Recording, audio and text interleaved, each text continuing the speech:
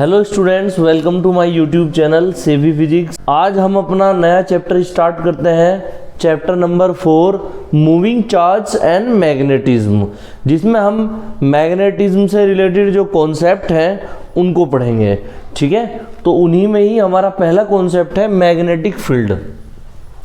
जैसे हमने इलेक्ट्रिसिटी वाले चैप्टर में जो उसका पहला चैप्टर था इलेक्ट्रिक चार्ज एंड फील्ड, ठीक है, फर्स्ट चैप्टर, उसमें हमने क्या पढ़ा था कि जो इलेक्ट्रिक फील्ड होता है वो चार्ज के अराउंड एरिया होता है, जिसमें कोई अनदर चार्ज या तो अट्रैक्ट होता है अगर अपोजिट चार्ज है, और अगर सेम चार्ज है तो वो रिपेल होता है। ठीक है, ये चीज़ पढ़ी थी हमने। लेकिन यहाँ पर कुछ अलग है। यहाँ पर मैग्नेटिक फील्ड में क्या होता है, जो मैग्नेट के पास जो एरिया बनेगा मैग्नेटिक फील्ड, उसमें कोई आयरन पीस आगे अट्रैक्ट होगा, रिपेल नहीं होगा, सिर्फ आयरन पीस अट्रैक्ट होगा इसमें। ठीक है, तो the area around the magnet in which iron piece gets attracted is called magnetic field, it is denoted by B. तो मैग्नेट के चारों ओर का वो एरिया जिसमें कोई आयरन पीस आगे क्या हो जाता है, अट्रैक्ट हो जाता है, उसको बोलते हैं मैग्नेटिक फील्ड। तो इस तरह से ये कोई मैग्नेट ले लो, ये इसका नॉर्थ पोल है, ये इसका साउथ पोल है, दो पोल होते हैं मैग्नेट के, और ये इस तरह से इसके चारों ओर ये एरिया बना दो। ये क्या है, बी मैग्नेटिक फील्ड है। यहाँ पर कोई आयरन पीस है, यहाँ पर रखा हुआ है, फॉर एग्जाम्पल ये आयरन पीस हो गया, तो ये क्या होगा, यहाँ इस एरिया में आते ही अट्रैक्ट हो जाएगा ऐसे। ठीक है, तो यहाँ ये अट्रैक्ट हो जाता है मैग्नेट के एरिया में, जिसको मैग्नेटिक फील्ड बोलते हैं। देखिए, इससे अगला टॉपिक है हमारा मैग्नेटिक फोर्स। मैग्नेटिक फोर्स क्या होता है?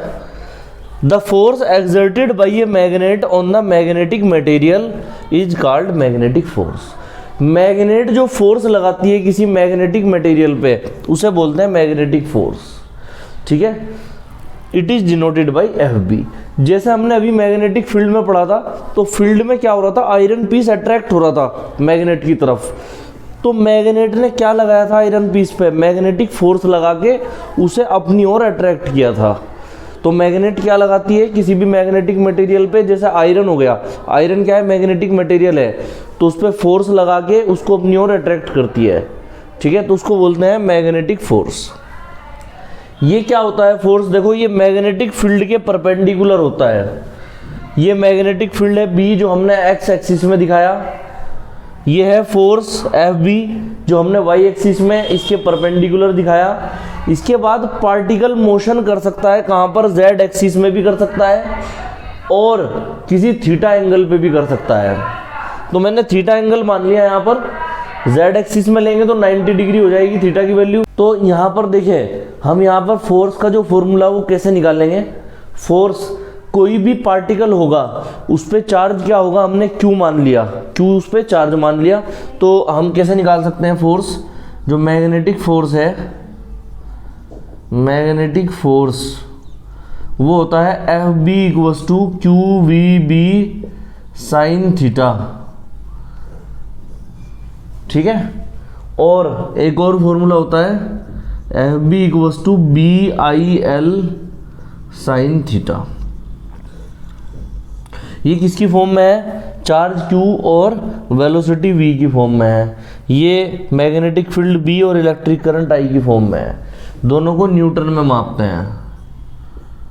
ठीक है, न्यूटन में इसको इस तरह से माप लेते हैं। इसको वेक्टर फॉर्म में कैसे लिख सकते हैं, इन वेक्टर फॉर्म में F B vector equals to, ये तो हो जाएगा क्यू इंटू साइन थीटा रहा तो cross product V cross B, ऐसे हो जाएगा। और ये वाला हो जाएगा F B equals to I into L cross B, F B vector equals to L cross B, इतने न्यूटन। ठीक है, ये आ जाएंगे इनकी वेक्टर फॉर्म। देखिए स्टूडेंट्स, बायो-सैवर्ट लॉ ये बहुत ही इंपॉर्टेंट टॉपिक है और बेसिक टॉपिक है। ठीक है, फिर इसके डेरिवेशन भी है आगे, तो उन्हें भी देखेंगे। तो यहाँ पर जो फॉर्मूला क्रिएट करना है वो इसको सिमिलर ऐसे समझ सकते हो आप, जैसे वहाँ पे हमने इलेक्ट्रिक फोर्स के लिए एक फॉर्मूला पढ़ा था कोलॉम्स law.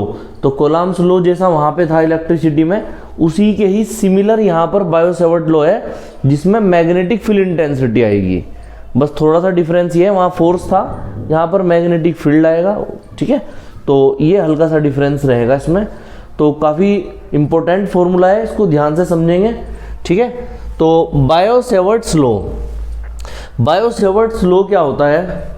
According to this law, इस लॉ के हिसाब से magnetic field intensity is directly proportional to the electric current. जो वायर में इलेक्ट्रिक करंट चल रहा है, मैग्नेटिक फील्ड इंटेंसिटी जो होती है यहाँ पर dB, वो प्रोपोर्शनल होती है करंट I के। ठीक है, तो D जो लगा है यहाँ पर वो चेंज के लिए लगा है, चेंज या डिफरेंस के लिए। डेल्टा भी चेंज या डिफरेंस के लिए लगता है, या कभी कभी D का यूज स्मॉल के लिए भी होता है। ठीक है, तो DB किसको दिखा रहा है? चेंज इन मैग्नेटिक फील्ड को, यहाँ पे प्रोपोर्शनल टू I। ठीक है, I करंट के प्रोपोर्शनल है। तो एक वायर ले लेते हैं इस तरह से, ये कोई वायर ले लो और वायर में करंट चल रहा है, कितना? I चल रहा है। तो जब भी वायर में करंट I चलता है तो मैग्नेटिक फील्ड कहाँ होता है? बाहर होता है हमेशा। मैग्नेटिक फील्ड हमेशा आउटसाइड होता है, चाहे वो मैग्नेट का मैग्नेटिक फील्ड हो, चाहे वो वायर में जब करंट चलेगा तो उसका भी मैग्नेटिक फील्ड बाहर होगा। तो मैग्नेटिक फील्ड यहाँ पे P पॉइंट पे मैं कंसीडर कर लेता हूँ, यहाँ पे निकालना है हमें dB, जो कि R डिस्टेंस पे रखा हुआ है। ठीक है, P पॉइंट जो है यहाँ पे, और ये हम स्मॉल लेंथ ले लेते हैं AB, ये DL ले ली हमने स्मॉल लेंथ, इस पॉइंट को O ले लेते हैं। ठीक है, इसको कंसीडर कर लेते हैं अच्छे से। ये थीटा एंगल मान लेते हैं यहाँ पे, ये थीटा एंगल कंसीडर कर लिया हमने। तो सेकंड पॉइंट क्या है इसमें? Magnetic field intensity is directly proportional to the small length. तो मैग्नेटिक फील्ड इंटेंसिटी जो dB होती है वो प्रोपोर्शनल होती है DL के, स्मॉल लेंथ के। DL क्या है? स्मॉल लेंथ, इसके प्रोपोर्शनल होती है। तो DL ये स्मॉल लेंथ के लिए लिया हमने। ठीक है, D का मतलब एक और भी होता है यहाँ पर, डिफरेंशियल। डिफरेंशियल D डिफरेंशियल को भी दिखाता है। ठीक है, और उसका मतलब स्मॉल या डिफरेंस या चेंज ये भी होता है। चलिए, इसके बाद number third, magnetic field intensity is directly proportional to the sine theta. तो मैग्नेटिक फील्ड इंटेंसिटी जो dB है वो प्रोपोर्शनल है किसके? साइन थीटा के, साइन थीटा के प्रोपोर्शनल है। Number fourth, magnetic field intensity is inversely proportional to the square of distance. तो जो डिस्टेंस है O से P तक की जो डिस्टेंस है स्मॉल r, इसके स्क्वायर की क्या है? इनवर्सली प्रोपोर्शनल है। तो dB यहाँ पर इनवर्सली के लिए क्या करते हैं हम? 1 अपॉन में और r स्क्वायर। ठीक है, तो कंबाइन फॉर्म में कैसे लिख सकते हैं हम? dB प्रोपोर्शनल, जो ऊपर है डायरेक्टली प्रोपोर्शनल वाले तो वो ऊपर आ जाएंगे न्यूमरेटर में, और जो इनवर्सली प्रोपोर्शनल वाला नीचे है वो नीचे आ जाएगा डिनोमिनेटर में। तो proportional IDL sine theta upon r square. ठीक है, और इसको हम क्या लिख सकते हैं कंबाइन फॉर्म में? इसको हम लिख सकते हैं, प्रोपोर्शनल का साइन हटाएंगे तो क्या आ जाएगा? एक कांस्टेंट आ जाएगा, mu naught upon 4 pi IDL sine theta upon r square. Proportional का साइन हटा के कांस्टेंट आ गया, और इसको टेस्ला में मापते हैं, T लिखते हैं यूनिट। मैग्नेटिक फील्ड और मैग्नेटिक फील्ड इंटेंसिटी, इनकी यूनिट जो है टेस्ला होती है, T लिखते हैं। तो म्यू नॉट अपॉन 4 पाई की वैल्यू क्या होती है? 10 की पावर -7, या म्यू नॉट की वैल्यू क्या होती है? 4 पाई इंटू 10 की पावर -7। म्यू नॉट क्या है? म्यू नॉट क्या है यहाँ पर? Permeability of free space, permeability of free space. ठीक है, म्यू नॉट क्या है? Permeability of free space. हमने इलेक्ट्रिसिटी में कांस्टेंट पढ़ा था एप्सिलॉन नोट। एप्सिलॉन नोट क्या था वहाँ? Permittivity of free space. ठीक है, 1/4 पाई एप्सिलॉन नोट की वैल्यू 9 10 की पावर 9। ऐसे ही जो मैग्नेट से रिलेटेड हमारे चैप्टर्स हैं उसमें क्या आएगा? परमेबिलिटी ऑफ फ्री स्पेस आएगा। अब देखते हैं बायो-सेवर्ट लॉ की एप्लीकेशन। तो एप्लीकेशन में नंबर पहली एप्लीकेशन है magnetic field intensity at the centre of current carrying circular coil. तो मैग्नेटिक फील्ड इंटेंसिटी निकालनी है करंट कैरिंग सर्कुलर कोइल के लिए। ठीक है, तो एप्लीकेशन देखो होती क्या है, जिसमें जो हमने फॉर्मूला लॉ में पढ़ा है उस लॉ के फॉर्मूले का यूज करके एक नया फॉर्मूला बनाना ही एप्लीकेशन कहलाता है। ठीक है, तो हम किसी कोइल के लिए फॉर्मूला बनाएंगे बायो-सेवर्ट लॉ के फॉर्मूले का यूज करके। तो एक कोइल ले लेते हैं सबसे पहले, ये कोई सर्कुलर कोइल ले लो ऐसे। Consider a circular coil of radius small R and number of turns capital N. तो एक कोइल ले ली हमने, इसकी रेडियस क्या है, स्मॉल आर है, एंड नंबर ऑफ टर्न्स क्या है, कैपिटल एन है। ये पॉइंट ए मान लो। Electric current I is flowing through it, current चल रहा है इसमें आई, तो आई करंट इस तरह से इसमें फ्लो हो रहा है, करंट आई चल रहा है। The centre of coil is O, centre O है इसका, ये हमने ऑलरेडी कंसीडर कर लिया, कोइल का centre O, and magnetic field generates around it is B. B magnetic field इसके आसपास क्या होता है, जनरेट होता है। तो बी क्या है, मैग्नेटिक फील्ड है यहाँ पर। ठीक है, देन निकालना है हमें। ठीक है, तो बी इस तरह से होगा, मैग्नेटिक फील्ड अपवर्ड डायरेक्शन में होगा इस तरह से 90 डिग्री पे रेडियस से। तो ऊपर की तरफ इस तरह से बी निकालना है, यहाँ पे लिख सकते हैं आप बी मैग्नेटिक फील्ड। तो निकाल लेते हैं एक बार। सबसे पहले क्या करेंगे, इसमें हम बायो-सेवर्ट लॉ लगाएंगे।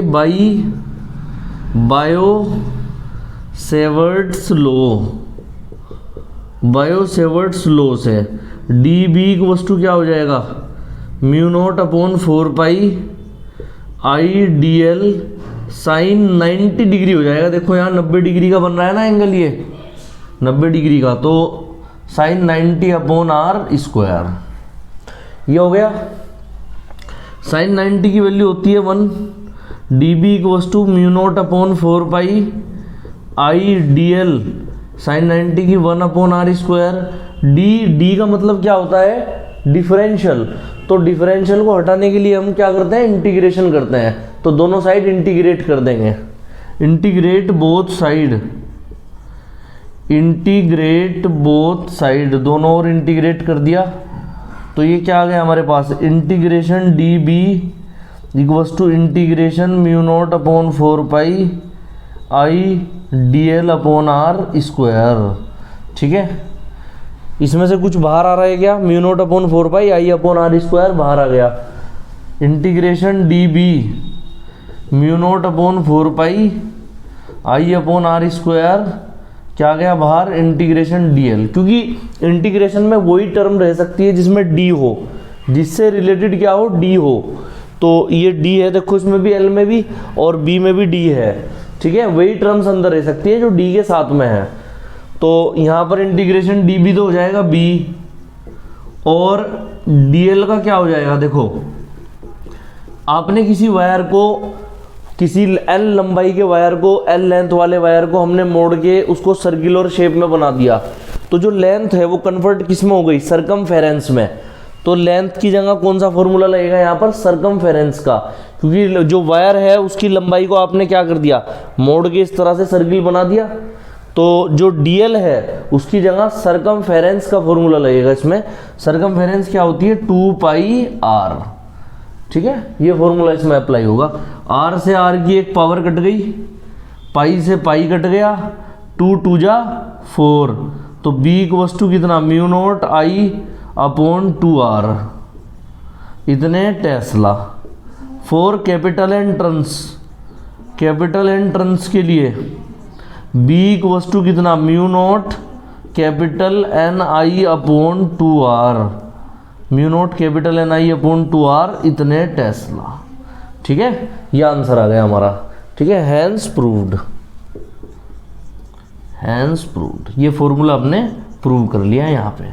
ठीक है, हमारी सेकंड एप्लीकेशन है। सेकंड एप्लीकेशन क्या है, magnetic field intensity of a straight current carrying conductor. तो एक करंट कैरिंग कंडक्टर है, ठीक है, स्ट्रेट, उसमें हमें मैग्नेटिक फील्ड निकालना है। बाहर ही होगा मैग्नेटिक फील्ड, तो बाहर की साइड निकालना है। इसमें डायग्राम समझना बहुत जरूरी है। तो सबसे पहले कंसीडर कर लेते हैं। Consider a long straight wire of length L and take a point P outside the wire at a distance of small A. तो एक सबसे पहले हम क्या ले लेते हैं, एक लॉन्ग स्ट्रेट वायर ले लेते हैं जिसकी पूरे की लंबाई क्या है, एल है इस तरह से, और एक पी पॉइंट ले लेते हैं बाहर की साइड। ये कितनी पे है, स्मॉल ए डिस्टेंस पे है, ये पॉइंट मान लेते हैं O, ठीक है।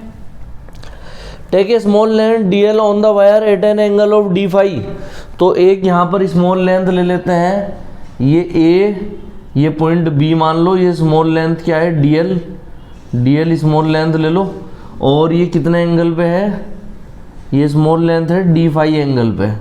इस तरह से ये D फाई एंगल हो गया, ठीक है। और नीचे वाला ये जो एंगल होगा ये होगा फाई। ये स्मॉल r डिस्टेंस पे है नीचे से, इस तरह से यहाँ से यहाँ तक की दूरी क्या है, स्मॉल r।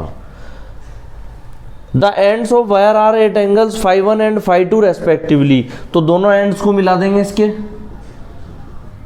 ये भी एंड मिला दो और ये वाला भी एंड। इस पॉइंट को C नाम दे दो, इसको D। ये फाई 1 पे है ये वाला, और ये वाला एंड किस पे है, फाई 2 पे है। ये नीचे वाला एंड किस पे है, ये है फाई 2। मतलब ये जो एंगल बन रहा है यहाँ से यहाँ तक का, ये पूरा, ये तो है फाई 1, और यहाँ से यहाँ तक का नीचे तक ये जो बन रहा है एंगल, ये है फाई 2, ठीक है। दोनों एंगल हो गए हमारे पास इस तरह से। चलिए, तो बायो-सेवर्ट लॉ की एप्लीकेशन है, तो बायो-सेवर्ट लॉ लगाएंगे इसमें। बायो-सेवर्ट्स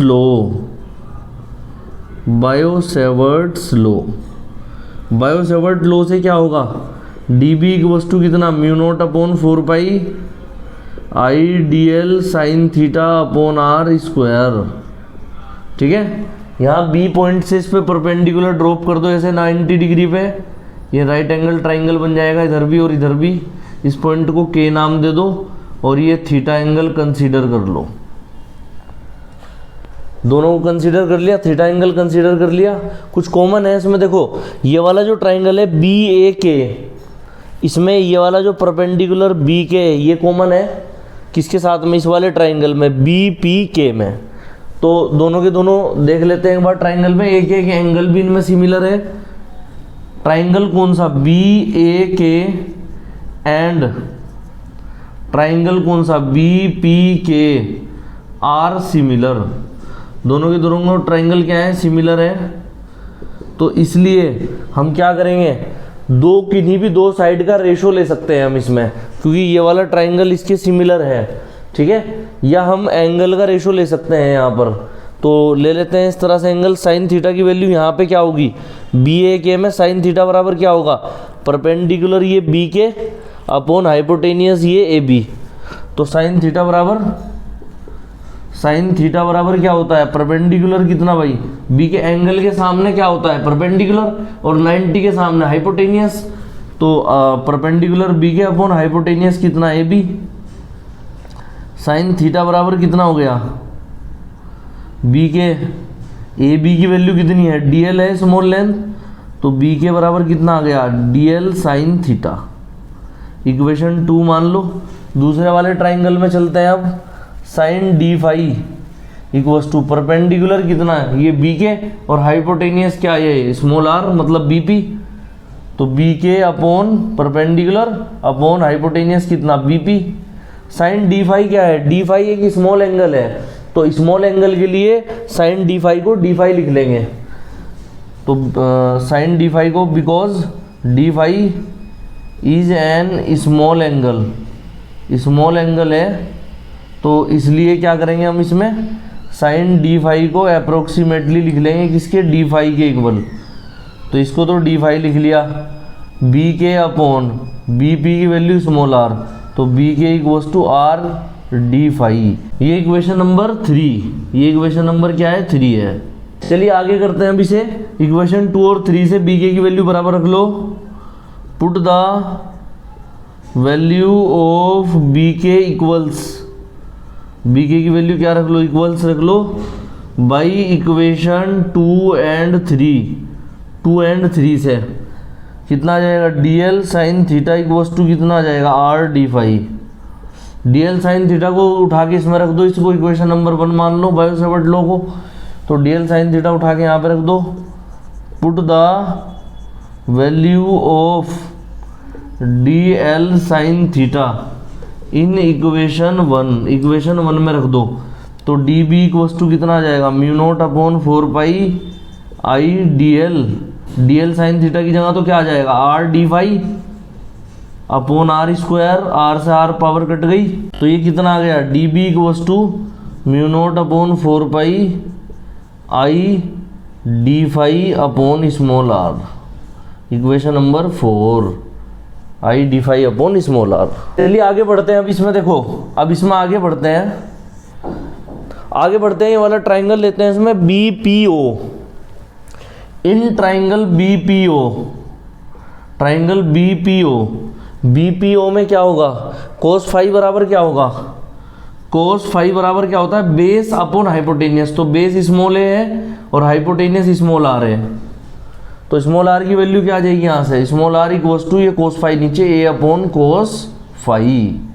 ये उठा के इक्वेशन 4 में रख दो, तो put the value of small R, value of small R in equation 4।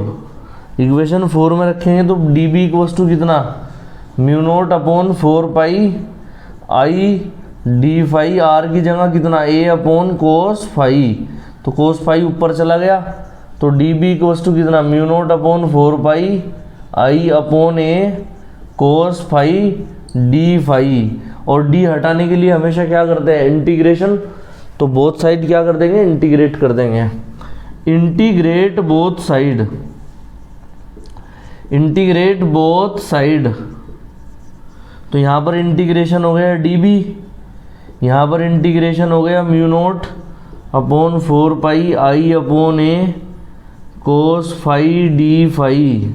अब इसमें लिमिट रख देंगे। देखो मैग्नेटिक फील्ड के लिए कोई लिमिट नहीं होगी यहाँ, लेकिन ये फाई एंगल आ गया तो इसके लिए लिमिट होगी। तो फाई एंगल आ गया तो इधर फाई 1 है, इधर फाई 2 है, तो ये क्लॉकवाइज घूम रहा, देखो ऐसा एंगल, ये एंटी क्लॉकवाइज घूम रहा है, तो हम इसमें लिमिट लेंगे माइनस फाई 2 से फाई 1, ये लिमिट ली जाएगी इसमें। तो कुछ कॉमन आ रहा है तो उसे बाहर ले लो, डी बी की वैल्यू बी हो गई, क्या बाहर आ गया, mu naught upon 4 pi I upon ए तो आ गया बाहर, अंदर क्या बचा हमारे पास, माइनस फाई 2 से फाई 1 और cos phi D phi. Cos phi का क्या हो जाएगा इंटीग्रेशन, साइन फाई, तो B equals to mu naught upon 4 pi I upon A, cos phi का क्या हो गया, साइन फाई हो गया, और लिमिट कहाँ से कहाँ तक, माइनस फाई 2 से फाई 1 तक। ठीक है, अब अपर लिमिट रखेंगे, फिर लोअर लिमिट रखेंगे और इसे सोल्व करेंगे। तो हमारे पास ये आ गया B equals to mu naught upon 4 pi I upon A sine phi minus phi 2 से फाई 1 लिमिट।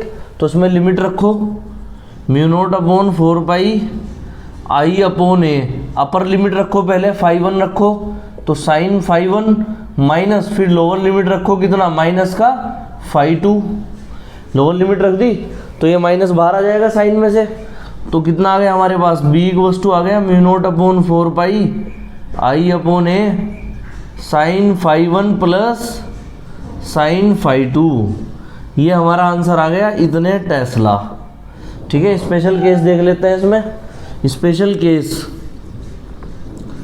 स्पेशल केस क्या है, number first, if phi 1 equals to 0 degree and phi 2 equals to भी कितना 0 डिग्री, दोनों 0 हो जाए तब क्या होगा, देन तो b इक्वल्स टू कितना हो जाएगा, mu naught upon 4 pi I upon A sine 0 degree plus sine 0 degree, sine 0 की वैल्यू 0, तो mu naught upon 4 pi I upon A, ये भी 0 और ये भी 0, और 0 की मल्टीप्लाई इसमें करेंगे तो 0 आ जाएगा, 0 टेस्ला, ये आंसर आ जाएगा। Second special case, if phi 1 equals to कितना 0 degree and phi 2 equals to कितना 90 डिग्री, तो देन क्या हो जाएगा, b इक्वल्स टू कितना mu naught upon 4 pi I upon A sine 0 degree plus sine 90 degree. ठीक है, इसको सोल्व कर लेते हैं।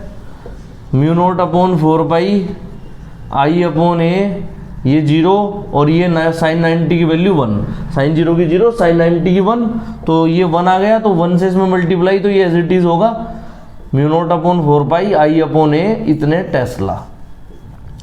नंबर थर्ड, तीसरा पॉइंट, थर्ड पॉइंट में दोनों को 90 डिग्री ले लेते हैं। If φ1 equals to 90 degree and φ2 equals to भी कितना 90 डिग्री, देन तब क्या होगा b इक्वल्स टू कितना mu naught upon 4 pi I upon A, और ये हो जाएगा साइन 90 प्लस साइन 90, साइन 90 कितना, साइन 90 की वैल्यू क्या होती है 1 आई अपॉन ए, 1 प्लस 1 और 1 कितना 2, तो म्यू नॉट अपॉन 4 पाई आई 2 आई अपॉन ए, 2 आई अपॉन ए आ गया इतने टेस्ला। ठीक है, ये आ गया हमारे पास। ठीक है, ये स्पेशल केस है इसके। यूनिट्स ऑफ मैग्नेटिक फील्ड, देखिए कई यूनिट होती है मैग्नेटिक फील्ड की। तो पहली यूनिट होती है इसकी टेस्ला, जो सबसे ज़्यादा यूज की जाती है। निकोला टेस्ला एक वैज्ञानिक है, उनके ऊपर ये यूनिट का नाम रखा गया है। ठीक है, तो एक होती है टेस्ला। नंबर दूसरी यूनिट होती है इसकी न्यूटन पर एम्पियर मीटर। ठीक है, ये वाली जो यूनिट है इसकी, ये मैग्नेटिक फोर्स के फॉर्मूले से आई है। जो हमने फोर्स का फॉर्मूला पढ़ा था ना, B I L sine theta, तो यहाँ से ये यूनिट आई है। बी की वैल्यू निकाल लोगे तो F B upon I L sine theta आ जाएगा। फोर्स को किस में मापते हैं, न्यूटन में, करंट को एम्पियर में, लेंथ को मीटर में, और साइन थीटा की कोई यूनिट नहीं होती, वो यूनिट लेस होता है। तो न्यूटन पर एम्पियर मीटर, एक यूनिट ये है इसकी। तीसरी यूनिट है इसकी वेबर पर मीटर स्क्वायर। ठीक है, आगे के चैप्टर्स में हम पढ़ेंगे मैग्नेटिक फ्लक्स। जैसे वहाँ इलेक्ट्रिक फ्लक्स होता था इलेक्ट्रिक फील्ड लाइन की संख्या, ऐसे ही यहाँ मैग्नेटिक फ्लक्स होता है मैग्नेटिक फील्ड लाइन की संख्या। तो बी ए कोस थीटा ये होता है, जिसकी यूनिट होती है वेबर, वेबर इसकी यूनिट होती है। तो बी की जब वैल्यू निकाल लेंगे यहाँ से, तो 5b upon A cos theta आ जाएगा। ठीक है, तो 5b की वैल्यू क्या हो गई वेबर, इसकी यूनिट क्या हो गई वेबर हो गई, एक वैज्ञानिक के नाम पे है वेबर, और एरिया की हो गई मीटर स्क्वायर, तो वेबर पर मीटर स्क्वायर, और कोस थीटा यूनिट लेस होता है। ठीक है, नंबर 4 गॉस, एक यूनिट होती है इसकी गॉस। गॉस, ये गॉस लॉ भी पढ़ा था हमने इलेक्ट्रिसिटी के चैप्टर्स में, चैप्टर नंबर 1 में, इलेक्ट्रिक चार्ज एंड फील्ड्स में। तो गॉस लॉ एक गॉस वैज्ञानिक ने दिया था, तो उसके नाम पे इसकी यूनिट क्या है गॉस है। ठीक है, तो गॉस है, तो एक गॉस 1g लिखते हैं इसको, गॉस को 10 की पावर -4 टेस्ला के बराबर होता है। ये एक छोटी यूनिट है या स्पेशल यूनिट बोल सकते हैं। तो ये 4 यूनिट है जो मैग्नेटिक फील्ड की यूज होती है। वीडियो को लाइक करें, शेयर करें और चैनल को सब्सक्राइब करें। अगर आपको कोई प्रॉब्लम आती है या कोई डाउट है तो आप कमेंट करके पूछ सकते हैं, और साथ ही साथ ये भी बताएं कि आपको हमारी वीडियो कैसी लगी है, वो कमेंट करके अपना फीडबैक ज़रूर दें।